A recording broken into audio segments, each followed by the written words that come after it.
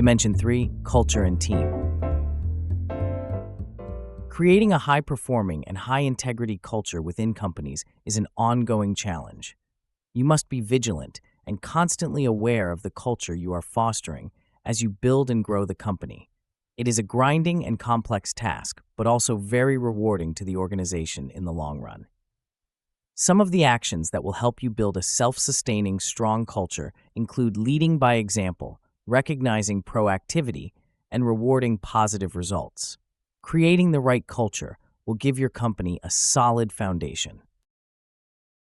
SAUS Principle 23. Promote constructive feedback. As a leader, it's essential to ensure that the employees respect each other's feedback and opinions. A useful approach you could take is to encourage them to start their sentences with "I like" or "I wish."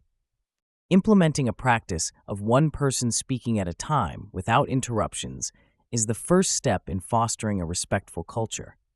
This will encourage the quiet employees to speak during meetings, creating a more inclusive environment. Praise people who come up with ideas and give constructive feedback. Avoid public criticism and make sure no one shoots anyone's ideas down without a rational reason. As a leader, it's your responsibility to create a safe environment by communicating that there are no bad ideas.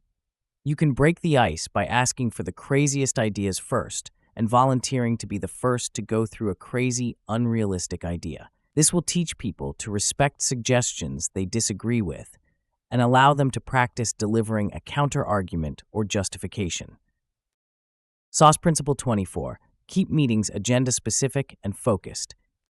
Meetings that have a loose agenda and no discussion points to go through tend to be unproductive and end up wasting everyone's time.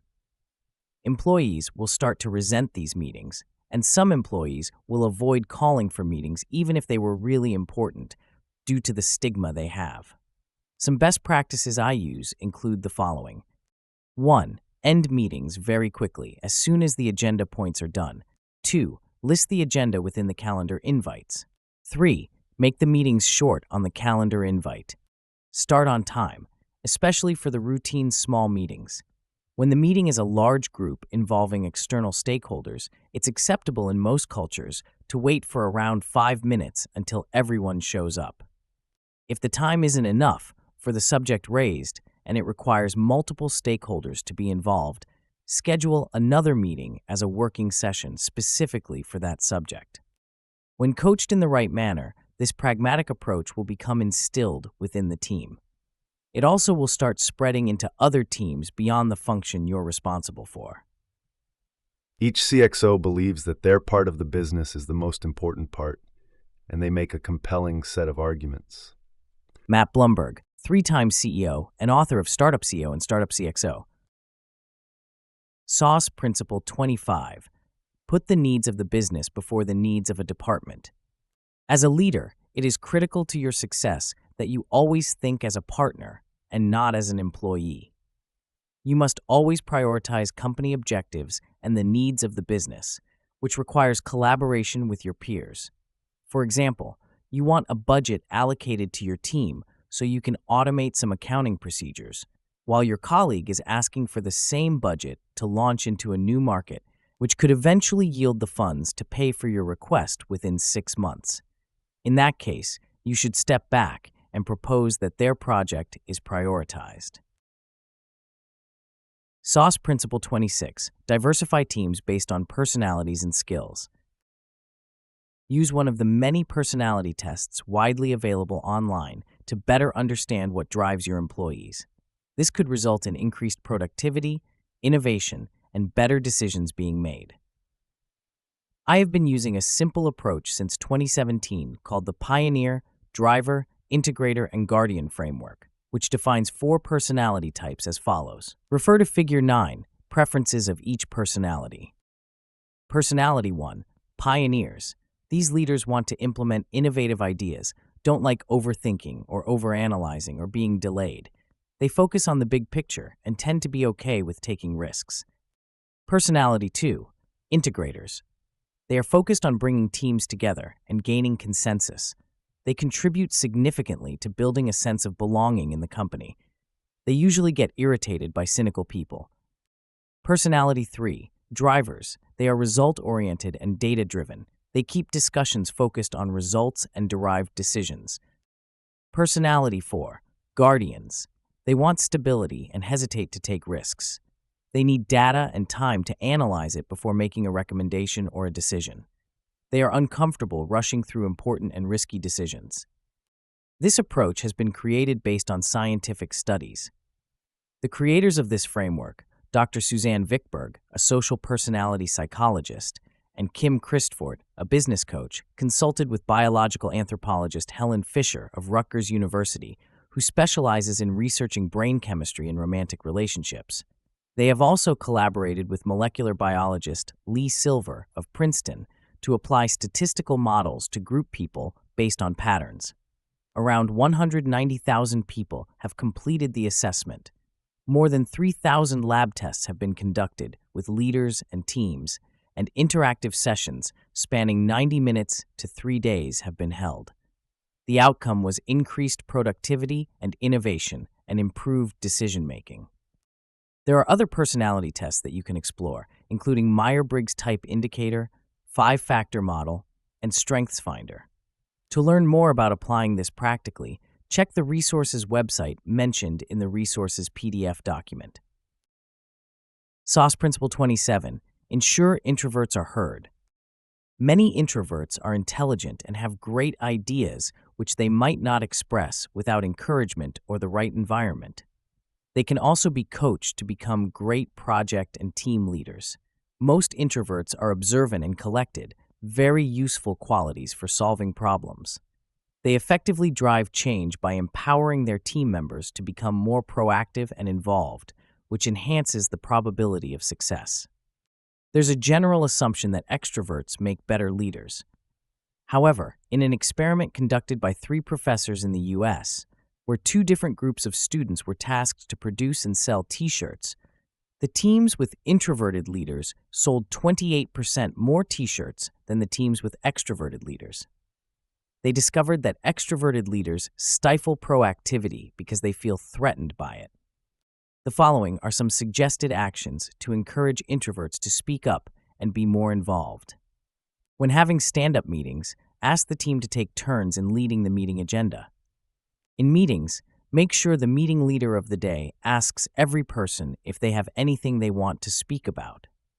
Coach introverts on speaking in meetings, encouraging them to organize their thoughts through speaking points and proposals. SAUS Principle 28. Ensure governance policies are implemented and followed. This will empower CXOs, managers, and other leaders in the organization to make decisions while at the same time holding them accountable and ensuring KPIs are fairly evaluated. SAUS Principle 29. Adopt and implement a RACI mindset. It is critical that leaders have the ability to make sound decisions and encourage their team to work together instead of working in silos. RACI is a framework that helps create a shared understanding of who is responsible for which tasks in a project, similar to a departmental decision matrix. RACI stands for 1. Responsible, the person responsible for getting the task done. This person works on the task. 2. Accountable, this person is responsible for the entire job being completed. 3. Consulted, these are individuals, subject matter experts, or stakeholders, such as function owners, whom you or the project manager need to consult for their sign-off. 4. Informed, these individuals must stay informed of any process changes or updates. They could be function heads or managers who take responsibility for an action or keeping the customers informed of any changes. A RACI is usually a table or matrix that includes people's names and functions. For more information on how a RACI matrix is used, visit the resources website of the book. SAUS Principle 30. Hire A players for your critical positions. As you are scaling up the operations of a company, it is vital to hire leaders who have experience doing so, who are subject matter experts, who are passionate, and who know how to design value streams. You must hire leaders you can rely on who won't become the weak link within your organizational structure. SAUS Principle 31. Hire and keep the right people on your team. Maintaining a positive culture within your ranks is critical to the success of scaling up, decentralizing, and localizing your company's functions. You have to hire, train, and retain emerging leaders who can think as designers and coaches for their teams. When a person is not showing the potential to learn and grow with the upcoming needs of the business, you have to replace them. You have to be open with them and accept that when you hire people who are not up to the standard, they will hold everyone back. You need to bring in someone more qualified to take the company to the next level. SAUS Principle 32. Neutralize any sense of entitlement. Most employees who join a startup early do so because they see the potential to accelerate their career. Often, they have a sense of entitlement that they should grow as leaders instead of being assigned to work under new managers. It's best to get ahead of any dissatisfaction by explaining to them how they can grow as the company grows. During coaching sessions, you can help them prepare for when their opportunity to become a leader arises. SAUS Principle 33. Detect and diffuse the root cause of power withdrawal symptoms. As you scale up the company, you have to bring more specialists on board and split specific roles. This will be met by resistance from employees who feel these changes threaten their existing roles. When you ask them to train a new peer to take ownership of areas they used to own, they will suffer from power withdrawal syndrome. Stanford professor Jeffrey Pfeffer, author of the book Power, explains that the symptoms are similar to those of drug withdrawal and could lead to deep depression. Therefore, the best solution is to support the transition by helping those employees focus on the big picture and continue developing as a specialist in their field. It would be best to mix coaching and micromanagement until the roles are clear. In an ideal scenario, both employees will find their state of flow and remain motivated and eager to grow. However, you have to address the power withdrawal symptoms that the old employee may have, as if you are taking them off a drug. You can always prepare for such a situation by making sure that you have a centralized file sharing system so that one person doesn't have ownership of particular documents or knowledge. SAUS Principle 34. Be graceful and fair when firing an employee. If someone within your ranks needs to be more productive and has proven they can't be coached, you must let them go. This is especially true if this person brings toxic behavior into the workplace that affects the motivation of others. If they are skilled and have a great work ethic, but you believe they could do better in another role in another function, you should facilitate that move so they can still add value to the organization. It will foster a positive culture if handled respectfully and with integrity, and show employees that you care about their growth. SAUS Principle 35. Make daily stand-up meetings mandatory. This is especially important if the team is working remotely or in a hybrid setup. For these meetings to work, parameters must be set in place so they are short and effective. Ideally, meetings should be held in the mornings, include 8 to 11 team members, and last between 5 and 15 minutes, with a hard stop so your team can continue to be effective.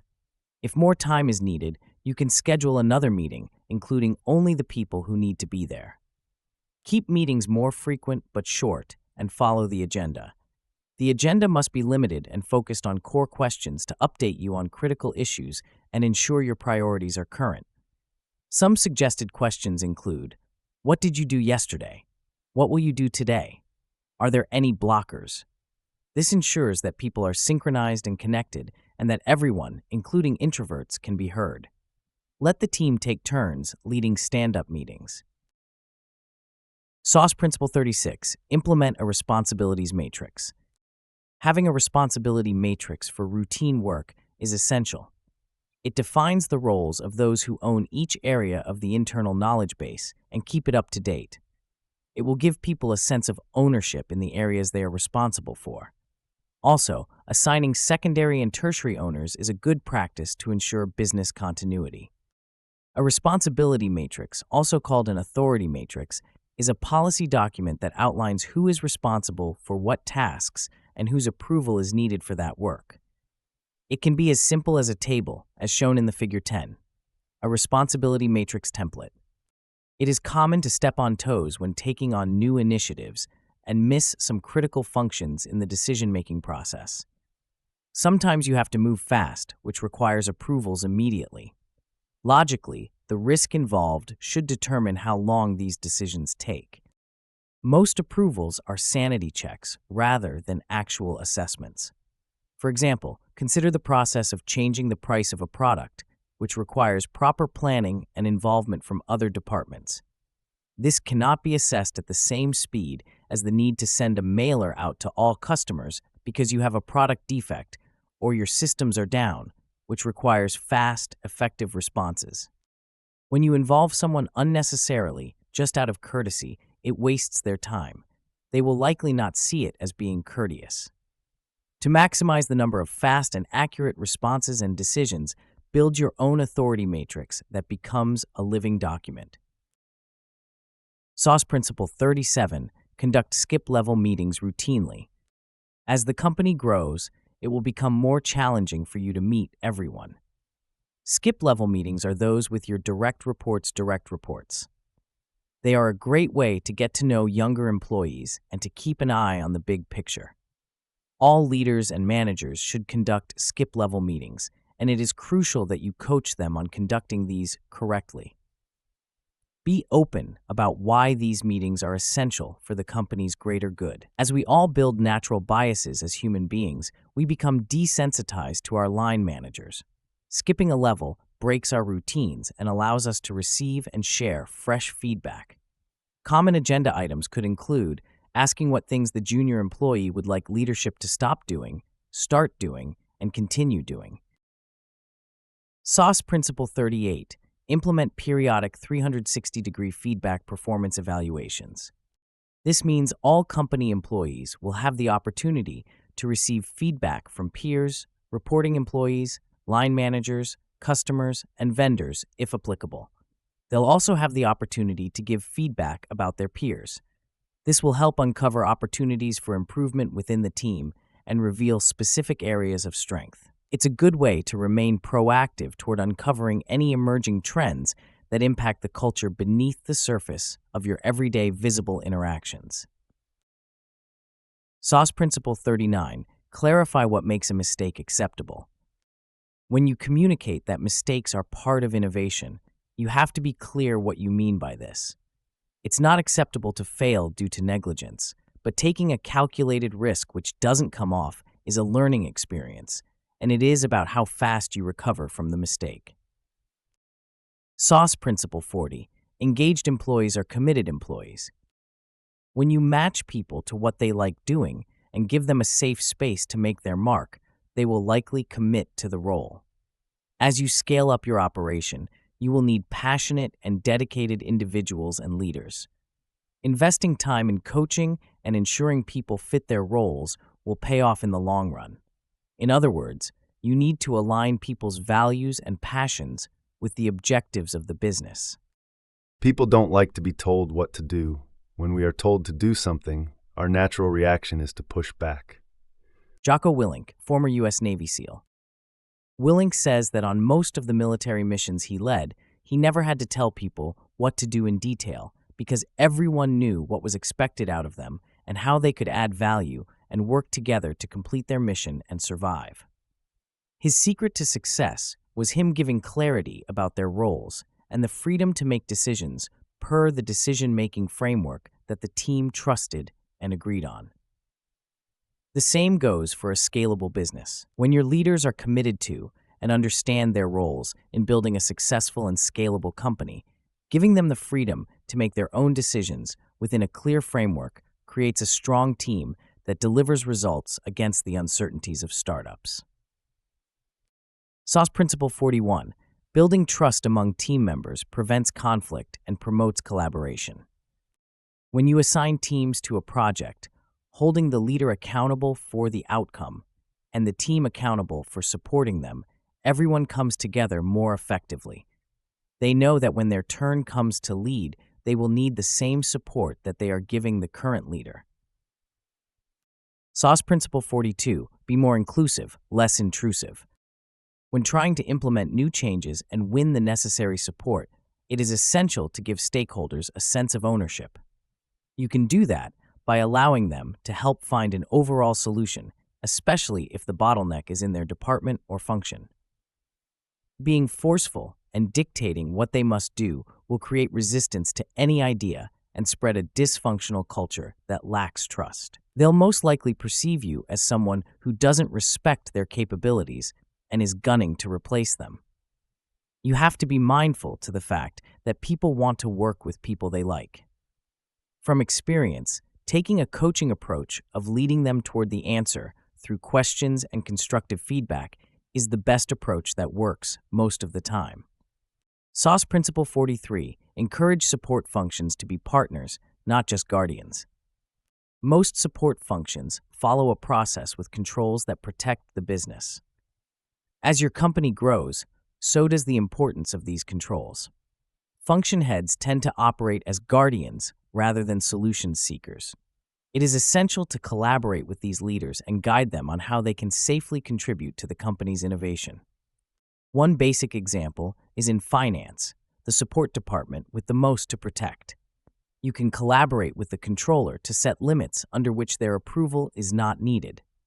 This will speed the refund process for customers, empower frontline employees to make decisions, and gives the financial controller room to learn about the impact of policymaking so they can take better calculated risks. SAUS Principle 44: turn your values into a mantra. During daily stand-up meetings, have people recite the team's values. This will ensure that everyone is familiar with them and is prepared to repeat and explain them. It will also encourage people to refer to the values when the situation calls for it, and it involves team members who are usually quiet. It also will help the loud ones become more inclusive and empathetic toward their colleagues. Some define a mantra as a phrase that is repeated silently before entering a challenging context. However, my definition differs. Instead of making it a silent and personal practice, treat the team as a single organism. The mantra is specific to the team's mission and function. Each department might have minor modifications. This becomes more powerful when the team members are all working remotely or in hybrid settings. For example, one team I had responsibility for, I asked the person leading the daily stand-up meeting agenda to recite our values in less than 30 seconds. This empowered team members to engage, offering suggestions, and taking initiatives. Yes, it was awkward at the beginning, and people resisted. However, 3 years on, and the practice is still taking place without my involvement. SAUS Principle 45: maintain a success log. A success log is a project list revised by function heads who meet periodically to review project statuses, new project requests, and prioritization.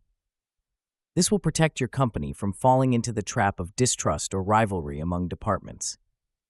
It focuses planning discussions on what value has been created for the customer and how it contributes to the company's objectives, whether that's process automation, taking on board some new data, or adding a new feature to fix a problem.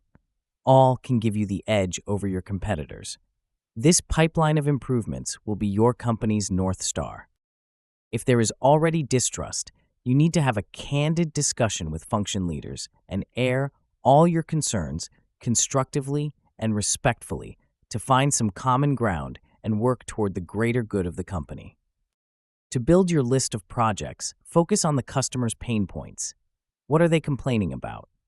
Look at customer interview transcripts and competitive market reports. Then, evaluate each pain point against agreed-upon criteria, such as availability of resources and potential revenue growth. Business tools such as the RICE framework can help with this. Reviewing the completed projects or initiatives will ensure trust grows among departments or functions. SAUS Principle 46: make sure concerns are aired in the right environment. To make sure that concerns are aired respectfully and handled positively, ensure you are in the right setting to discuss concerns. This will diffuse miscommunication and enable you to build trust among functions and departments. To succeed at setting the right conditions to ensure your concern is received constructively, you need to consider the following questions. Is this concern rational for the collective good of the business and not diluted with personal feelings and biases? Is it better to conduct it in private, one-to-one, or in a group meeting? Would someone feel insulted if employees reporting to them were in the meeting when concern is aired? Would they feel offended if their line manager was in the meeting and could see it as an unnecessary escalation? What wording, if used, will communicate the concern accurately without causing a colleague to perceive it as an attack on them? Is it better to do it in writing to take the emotions out of it? Is there a way to frame it as a collective issue you all need to solve? There are more questions you'll come up with as you continue dealing with the challenges of addressing operational concerns with your colleagues. This principle also applies to any supplier or partner relationship.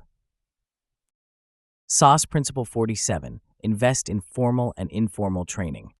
Formal training, such as in-person or online training programs, certification programs, or academic training programs, is essential to enable employees to progress in their careers, stay fresh with their knowledge, and continue contributing more to the company. Informal training, such as coaching sessions, brown bag lunches, on-job training, or reading a book, is important too. The unstructured nature of informal training activities gives the employees the flexibility to learn quickly what's needed to get the job done without having to carve out hours. It also allows the employees to share knowledge and tap into the collective knowledge of the organization. Refer to Figure 11, Pros and Cons of Formal and Informal Training. To get the most out of all training sessions, leaders must coach their teams to apply what they learned on the job so they can grow and become more valuable team members. Informal training activities are important, as many startups lack the time and cash for formal training activities. This is especially true if the company is going through bridge funding stages and trying to extend its cash runway until the next round of funding. Purchasing courses on Udemy is one option that works well. However, you need to have group accountability, where employees have a target date to complete the course. You could also try holding brown bag meetings, where employees bring their lunches along for some instruction by a subject matter expert or one of the leaders. This can also work for remote staff if you get everyone to turn on their cameras and be present in video. Refer to Figure 12. Training improves accuracy in decision-making. As you can see in the chart below, Figure 12, training your team members will help them contribute more value in designing and scaling the company. They can also grow to take on more responsibilities as leaders. SAUS Principle 48. Ensure team member diversity. Diverse teams of people with different experiences, genders, and ethnicities will always have a more lasting impact. Many studies have proven that diverse teams deliver better performance, innovative enhancements, and attract more talent due to the inclusive culture. SAUS Principle 49. Hold business leaders accountable for deliverables and integrity metrics. There is a saying, freedom without control leads to abuse. You need an environment where people are held to account for their actions. So, when you implement OKRs and empower leaders to take control of their deliverables, key results, they have fewer excuses for not achieving their goals.